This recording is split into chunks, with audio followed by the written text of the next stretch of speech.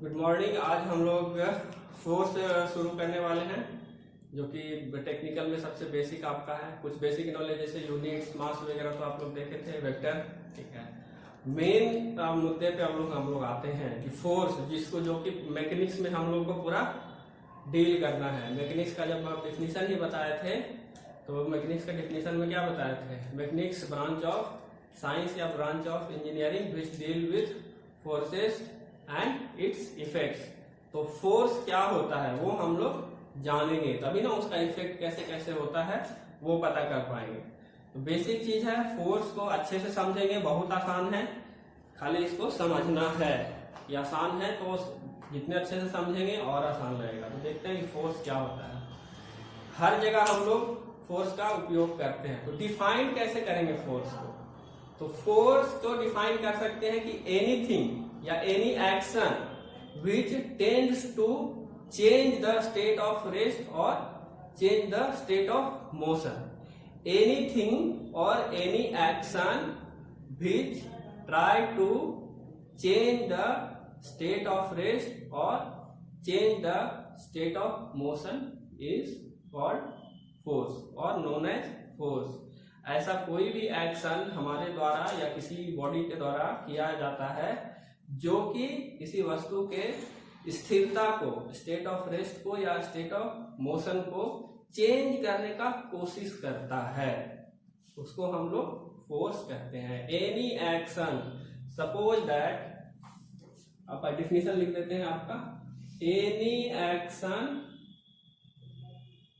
which tends to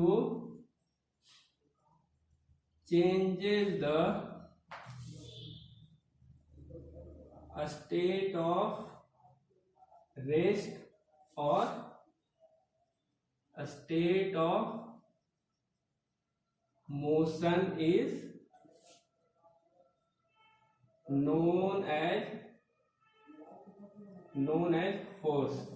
कोई वस्तु स्थिर है, या सपोज दैट कोई वस्तु स्थिर है, या एक कोई वस्तु है जो कि मोशन पे है। ठीक है, तो इस पे किया गया कोई भी एक्शन, सपोज दैट इसको हम हाथ से उधर ढकेलने का कोशिश करते हैं। ठीक है, इसको प्रेस करने का कोशिश करते हैं, कुछ न कुछ एक्शन हुआ। तो इस एक्शन के कारण ये जो बॉडी अगर रेस्ट में है,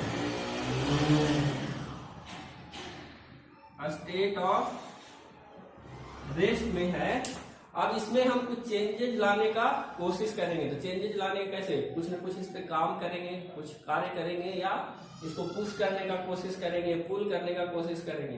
तो वो एक्शन फोर्स कहलाएगा, जो कि किसी वस्तु को स्टेट जो स्थिर है या गतिशील है उसमें कुछ चेंजेस करने का कोशिश करे। वैसा मोशन हमारे द्वारा या किसी और के द्वारा, कोई जरूरी नहीं है हम ही करें, कोई एक्सटर्नल एनर्जी अप्लाई कर सकते हैं।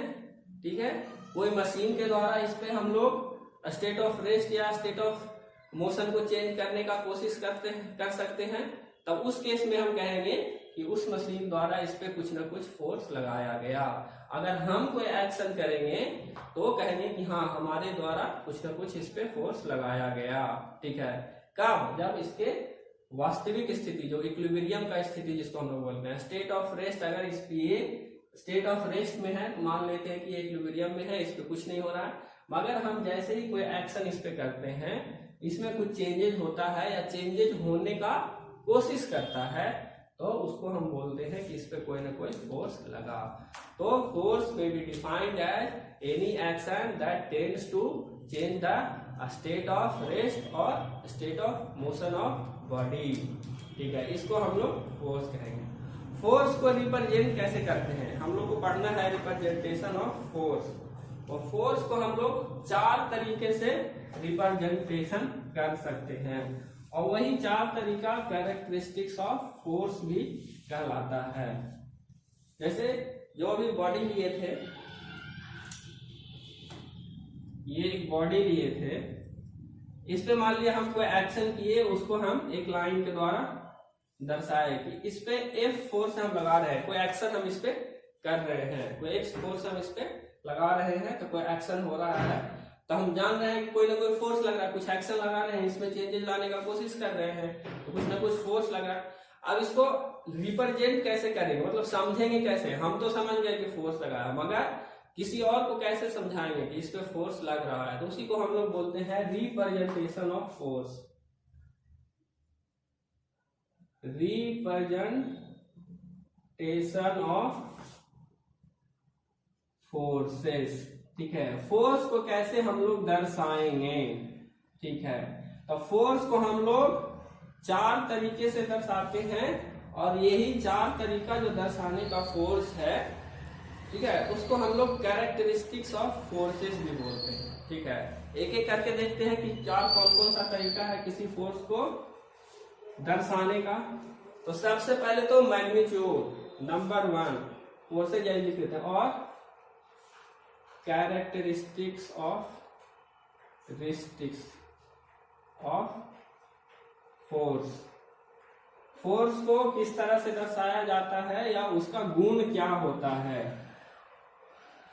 एग्जाम में पूछता है इसको, एग्जाम में इस तरह से पूछ देता है, how can force can be represented, या write down the characteristics of forces, या राइट डाउन द क्राइटेरिया, या write down the minimum criteria for representing a force in a plane. इस तरह से करके एग्जाम में क्वेश्चन पूछा जाता है, तो वो उसका आंसर एक ही होगा। 4 तरीका है।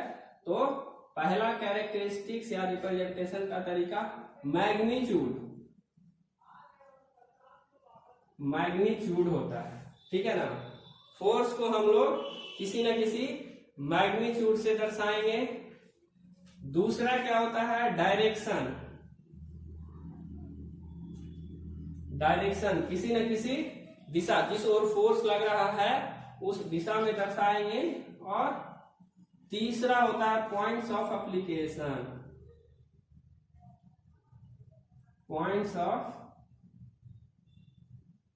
एप्लीकेशन, किस बिंदु पे लग रहा है फोर्स, किस पॉइंट से अप्लाई हो रहा है, किस बिंदु पर लग रहा है या कहां से लग रहा है, 2 चीज, पॉइंट्स ऑफ एप्लीकेशन। और इस पॉइंट्स ऑफ एप्लीकेशन को क्लियर करता है चौथा पॉइंट, नेचर और सेंस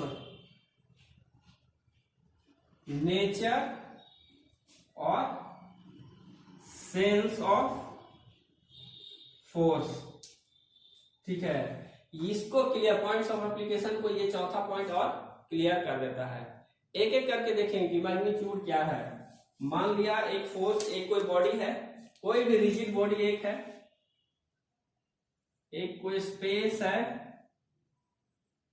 ठीक है, स्पेस में एक रिजिड बॉडी है, या कोई बॉडी मान लो, एक बॉडी है, इस पे कोई फोर्स लग रहा है, तो दर्शाने के लिए क्या, सबसे पहले तो मैग्नीट्यूड लगना चाहिए।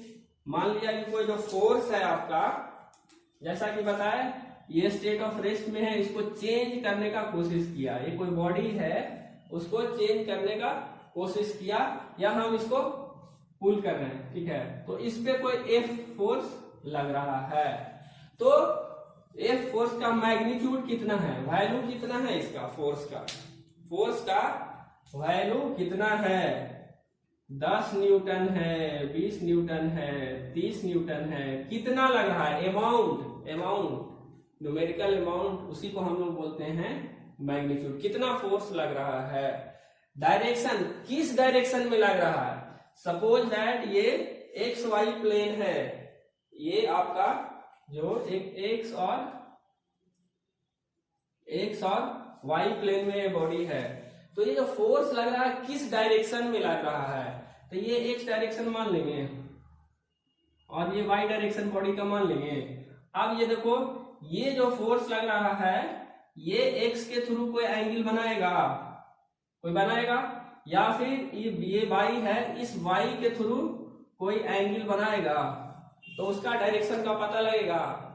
अगर एंगल नहीं बना रहा है, एक्स वाई प्लेन नहीं दिया हुआ है, लेफ्ट साइड डायरेक्शन लग रहा है या राइट साइड लग रहा है, कुछ इस तरह का डायरेक्शन उनको बताना पड़ेगा कि फोर्स लग रहा है तो किस ओर लग रहा है, दाएं साइड लग रहा है, राइट साइड लग रहा है, अपवर्ड लग रहा है या डाउनवर्ड लग रहा है। ये कुछ ना कुछ डायरेक्शन हम लोग को बताना पड़ेगा, तभी प्रॉपर रिप्रेजेंटेशन ऑफ फोर्स होगा। किसी भी तो फोर्स को रिप्रेजेंट करने के लिए मैग्नीट्यूड और डायरेक्शन का होना जरूरी है। उसके बाद क्या लगना जरूरी है, पॉइंट्स ऑफ एप्लीकेशन। फोर्स कहाँ पे अप्लाई हो रहा है, पॉइंट्स ऑफ एप्लीकेशन कहाँ पे लग रहा है, इस पॉइंट पे लग रहा है, इस पॉइंट पे लग रहा है ना डायरेक्शन के अनुसार।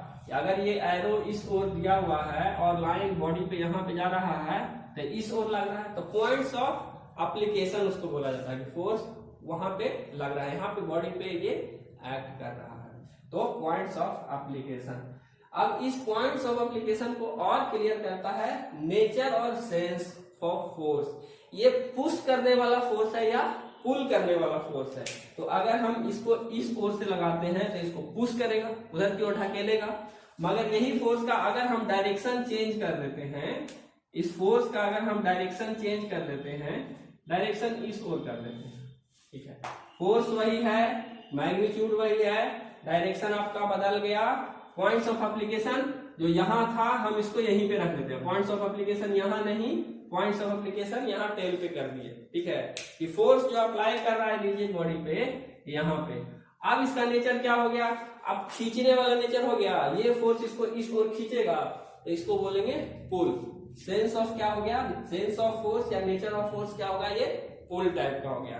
जबकि फर्स्ट केस में, इसके पहले वाला केस में, जब डायरेक्शन आपका इधर था, जब डायरेक्शन आपका इस ओर था, डायरेक्शन जब आपका इस ओर था फोर्स का, तब क्या था सेंस ऑफ इसका, फोर्स का सेंस क्या था, फोर्स का सेंस था पुश, उसको उसकी ओर ढकेल रहा है। एप्लीकेशन ऑफ फोर्स यहाँ पे है, इसको इस ओर ढकेल रहा है, तो ढकेलने को क्या बोलते हैं, पुश करना।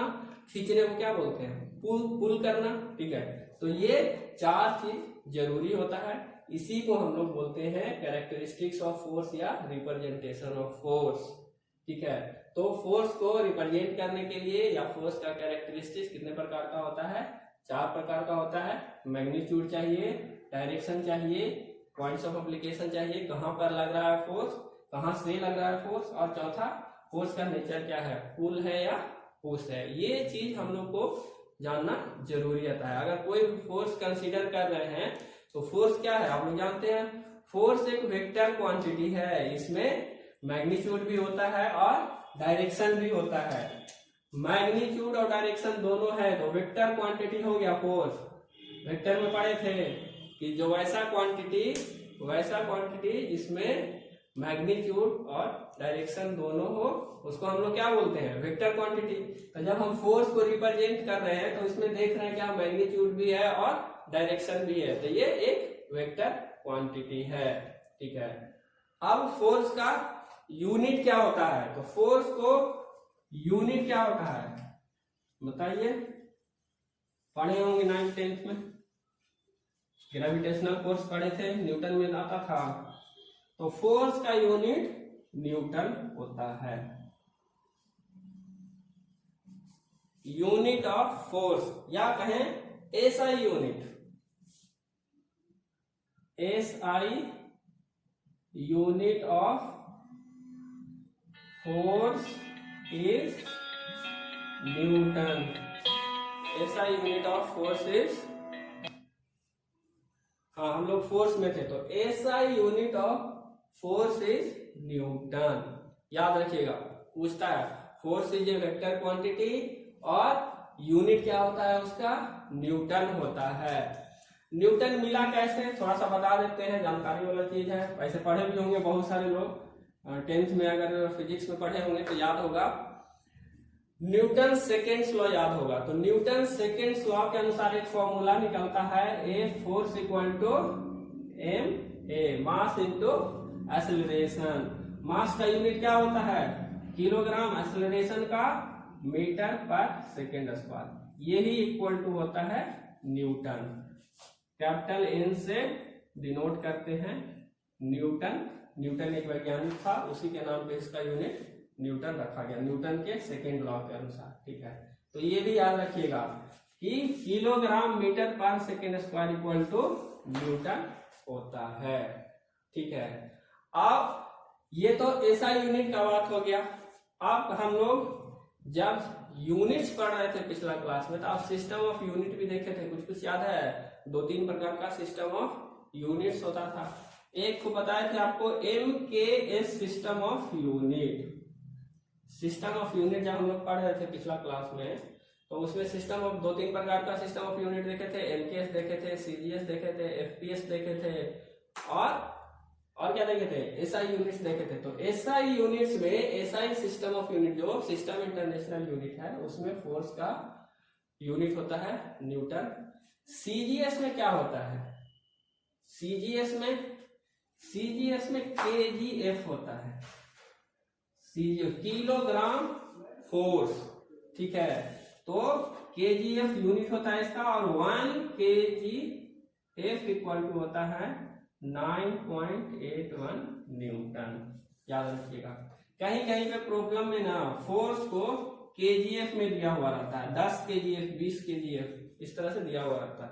तो अगर 1 KGF दिया हुआ रहेगा तो हम समझ जाएंगे कि 1 KGF इक्वल टू है 9.81 न्यूटन के। अब इसी तरह से अगर 9 KGF का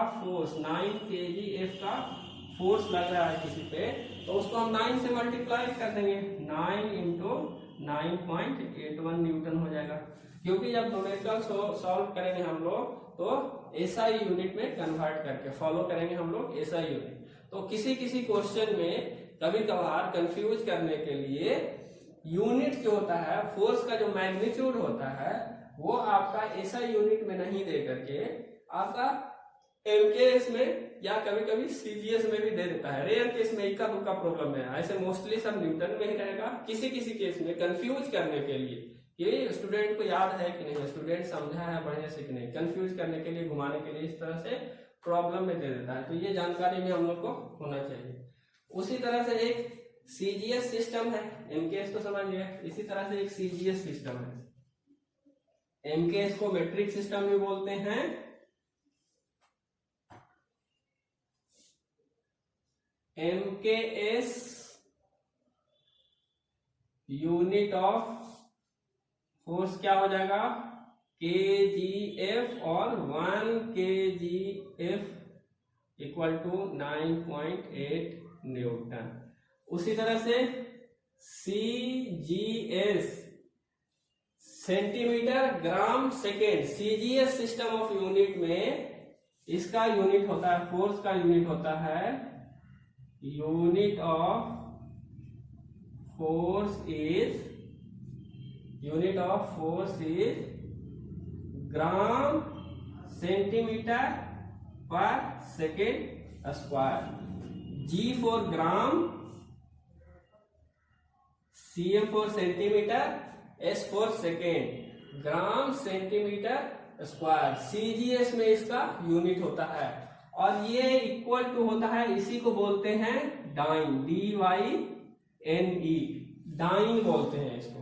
तो CGS में पूछ देगा, ये आपका पूछा जाता है जनरली, पहले आप तो नहीं पूछता है, पहले कॉम्पिटिटिव एग्जामिनेशन में बराबर पूछता था कि CGS सिस्टम ऑफ यूनिट में या CGS पद्धति में फोर्स की इकाई क्या है, फोर्स का यूनिट क्या है। 4 ऑप्शन दे देता था टिक मारने के लिए, तो वो डाइन, ठीक है। तो डाइन क्या होता था? जैसे हम लोग न्यूटन को किए थे ना, newton equal to kilogram metre पर सेकेंड स्क्वायर होता था, उसी तरह से ग्राम सेंटीमीटर पर second square equal to dyne होता है, ठीक है ना। अब डाइन को न्यूटन में कैसे बदलेंगे? तो एक फॉर्मूला होता है, इसका भी याद रखिएगा। 1 newton equal to 10 to the power 5 dyne होता है। अगर डाइन में दिया हुआ है तो न्यूटन में बदल के कैसे हम लोग आगे प्रॉब्लम को प्रोसीड करेंगे। तो ये फोर्स का यूनिट था। इस तरह से हम लोग एक newton equal to 10 to the power 5 dyne. अगर रिवर्स करें तो 1 डाइन इक्वल टू 1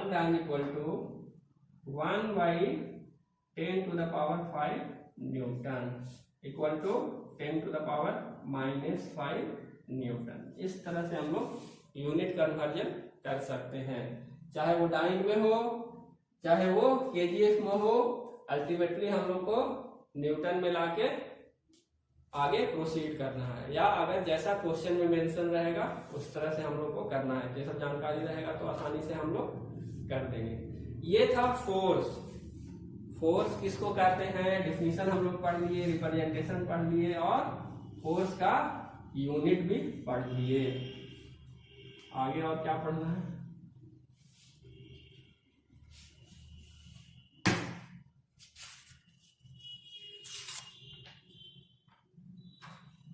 अच्छा, एक ग्राफिकल रिप्रेजेंटेशन ऑफ फोर्स होता है कि फोर्स को ग्राफिकली कैसे रिप्रेजेंट करेंगे।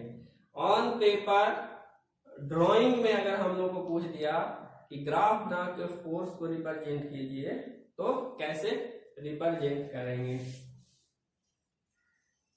कोई बॉडी है, इस पे कोई फोर्स लग रहा था, सपोज दैट कोई 10 न्यूटन का, F इक्वल टू 10 न्यूटन का फोर्स लग रहा है।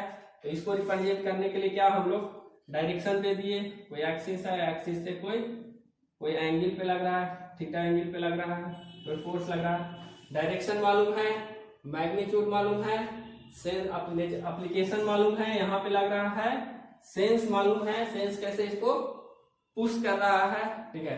अब इसी फोर्स को अगर हमको ग्राफ पे रिप्रेजेंट करना है तो कैसे रिप्रेजेंट करेंगे। तो ग्राफ पेपर जनरली क्या होता है, ग्राफ आपका एक्स वाई प्लेन में बटा हुआ रहता है। तो पहले फोर्स का स्केल रेशियो लेंगे, स्केल रेशियो लेंगे, क्योंकि ग्राफ पे जब हम लोग कोई चीज रिप्रेजेंट करते हैं तो लाइन के माध्यम से, कर्व के माध्यम से रिप्रेजेंट करते हैं ना। कोई भी ग्राफ शीट अगर हम लेते हैं, अगर ग्राफ शीट आप लोग बनाए होंगे तो स्टैटिक्स में ग्राफ शीट्स का बहुत उपयोग होता है। तो जब ग्राफ शीट्स का जब हम उपयोग करते हैं तो उसमें कोई भी चीज रिप्रेजेंट करते हैं तो क्या है, कोई भी डाटा को लाइन से रिप्रेजेंट करते हैं। तो उसी तरह से फोर्स है तो इसको हम लोग लाइन से या ग्राफिकली कैसे रिप्रेजेंट करेंगे वही देखेंगे। कोई फोर्स मान लिया 10 न्यूटन का इस पे लग रहा है फोर्स, तो 10 न्यूटन को ग्राफिकली कैसे रिप्रेजेंट हम लोग करेंगे। तो इसमें पहले हम लोग एक्स और वाई डायरेक्शन लेंगे। जैसे ये एक्स वाई डायरेक्शन है, उसके बाद स्केल रेशियो लेंगे। स्केल रेशियो का मतलब क्या, ये जो फोर्स का जो मैग्नीट्यूड है 10 न्यूटन का, इसको लाइन में कन्वर्ट करेंगे, ठीक है ना। इसको लाइन में कन्वर्ट करने के लिए कि कितना लंबा लाइन होगा। तो मान लिया हम स्केल रेशियो लेते हैं 1 न्यूटन इक्वल टू 1 सेंटीमीटर, ठीक है, 1 सेंटीमीटर। तो 10 न्यूटन इक्वल टू कितना हो जाएगा, 10 न्यूटन इक्वल टू 10 सेंटीमीटर हो जाएगा नहीं इस स्केल रेशियो के अनुसार, ठीक है। 10 सेंटीमीटर हो गया। अब 10 सेंटीमीटर में ये जिस डायरेक्शन में लगा हुआ है, जितना एंगल के थ्रू लगा हुआ है उतना का कहां से, ये देखो, ये अगर ग्राफ लेंगे तो यहाँ पे कोई पॉइंट आएगा, ठीक है। उसी अनुसार इस ग्राफ पे ये पॉइंट खोजेंगे कि कहाँ पे आया ये पॉइंट, और वो पॉइंट खोज लिए। सपोज दैट कि ग्राफ शीट कैसा रहता है, ग्राफ शीट आपका इस तरह से लाइन बना हुआ रहता है आपका वर्टिकली, और हॉरिजॉन्टली भी लाइन बना हुआ रहता है, ठीक है, इस तरह से। अब इस ग्राफ शीट पे ये पॉइंट खोजेंगे एक्स वाई डायरेक्शन के अनुसार। ये पॉइंट कितना, कौन सा लोकेशन पे आएगा, वो लोकेशन ग्राफ शीट पे हम लोग तय करेंगे। ये पॉइंट्स ऑफ एप्लीकेशन कुछ एक्स वाई अगर आप लोग पढ़े होंगे ज्योमेट्री, उसमें आपको एक्स वाई कुछ लोकेशन होता है जो कि एक्स से, ये 0 है तो ये डिस्टेंस आपको एक्स कहलाता है और ये डिस्टेंस आपको वाई कहलाता है, ठीक है। तो ये एक्स वाई, ये डिस्टेंस और ये डिस्टेंस अगर दिया हुआ है तो उसके अनुसार 0 से हम लोग ये डिस्टेंस और ये डिस्टेंस लेके यहाँ पे क्रॉस करेंगे। जहां पे ये पॉइंट क्रॉस करेगा एक्स वाई पे, ये पॉइंट लेंगे। अब 10 न्यूटन इक्वल टू 10 सेंटीमीटर आया था, ये कोई एंगल था, तो यहां से सेम उसी एंगल से 10 सेंटीमीटर का एक लाइन खींच देंगे और एरो देके दर्शा देंगे, ठीक है। तो ये जो लेंथ हुआ आपका, ये जो लेंथ हुआ 10 सेंटीमीटर का, ये 10 सेंटीमीटर का लेंथ आपका 10 न्यूटन के फोर्स के बराबर है। रिप्रेजेंट हो गया ग्राफ शीट पे, ये वाला फोर्स आपका ग्राफिकली रिप्रेजेंट हो गया। इस तरह से हम लोग रिप्रेजेंट करते हैं। अगर एक सिंपल लाइन होगा, मान लिया ये 200 न्यूटन का कोई फोर्स है, किसी बॉडी पे लग रहा है, ठीक है, किसी बॉडी पे 200 न्यूटन का फोर्स लग रहा है, इसको कैसे रिप्रेजेंट करेंगे? तो 200 को ग्राफ शीट लेंगे, ठीक है, अगर पॉइंट्स ऑफ एप्लीकेशन दिया है तो वो सिलेक्ट करेंगे, अगर पॉइंट्स ऑफ एप्लीकेशन नहीं दिया हुआ है, सिंगल फोर्स है, और अगर पॉइंट्स ऑफ एप्लीकेशन आपको मालूम नहीं है तो कोई अपने मन से पॉइंट ग्राफ शीट पे आप लोग चूज कीजिएगा। और स्केल रेशियो मान लिया 25 न्यूटन इक्वल टू 10 सेंटीमीटर, हम स्केल रेशियो लिए 25 न्यूटन इक्वल टू 10 सेंटीमीटर का स्केल, या 1 सेंटीमीटर का लिए 25 न्यूटन इक्वल टू 1 सेंटीमीटर, तो 200 न्यूटन इक्वल टू कितना सेंटीमीटर हो जाएगा? 8 centimetre. 200 newton equal to 8 centimetre हो जाएगा। अब ये 8 सेंटीमीटर का हॉरिजॉन्टल लाइन रिप्रेजेंट कर देंगे, 8 सेंटीमीटर ऑफ फोर्स, या फिर इसी को 200 न्यूटन फोर्स। इस तरह से हम लोग रिप्रेजेंट करेंगे ग्राफिकली, ठीक है। तो इतना आप लोग एक बार रिवाइज कर लीजिएगा। आपका नोटबुक में जो पीडीएफ भेजे थे, नोटबुक लिखे होंगे, उसमें भी है, एक बार समझ लीजिएगा लिखा हुआ का, तो आप लोगों को और अच्छे से समझ में आ जाएगा। यूनिट्स याद रखना है, एमकेएस वाला भी, सीजीएस वाला भी और एसआई वाला भी, और दोनों को कन्वर्ट कैसे करते हैं एमके एसआई यूनिट में, एमकेएस से एसआई यूनिट और सीजीएस से एसआई यूनिट में कैसे कन्वर्ट करते हैं। और सबसे महत्वपूर्ण कैरेक्टरिस्टिक्स ऑफ फोर्स या रिप्रेजेंटेशन ऑफ फोर्स, 4 पॉइंट कंठस्थ याद रहना चाहिए। एक क्वेश्चन एग्जाम में आ ही जाता है 2 नंबर या 4 नंबर के लिए, बराबर पूछा जाता है ये वाला आपका बोर्ड वाला एग्जाम में, कि how force can be represented, right down the characteristics of force, इस तरह से करके एक क्वेश्चन पूछा जाता है, तो वो याद रखिएगा। और यूनिट्स वगैरह याद रखिएगा, रिप्रेजेंटेशन याद रखिएगा, तो आगे जो इसका फोर्स का जो एप्लीकेशन होता है वो समझने में बहुत आसानी होगा। तो कल हम लोग देखेंगे नेक्स्ट क्लास में ट्रांसमिसिबिलिटी ऑफ फोर्स क्या होता है, और अगर समय रहेगा तो बो नोटेशन, ठीक है। कोई फोर्स, किसी मेंबर पे फोर्स लग रहा है, एक से ज्यादा फोर्स लग रहा है, कोई स्ट्रक्चरल मेंबर है तो एक से ज्यादा फोर्स लग रहा है, तो उसको कैसे हम लोग रिप्रेजेंट करेंगे, कैसे उसको नोटेशन देंगे अच्छे से समझने के लिए, ये सब हम लोग अगला क्लास में सीखेंगे, ठीक है। बाकी जितना 3-4 क्लास में पढ़ाए हैं एक बार आप लोग रिवाइज कर लीजिएगा तो याद हो जाएगा, ठीक है ना। तो आप लोग अभी क्या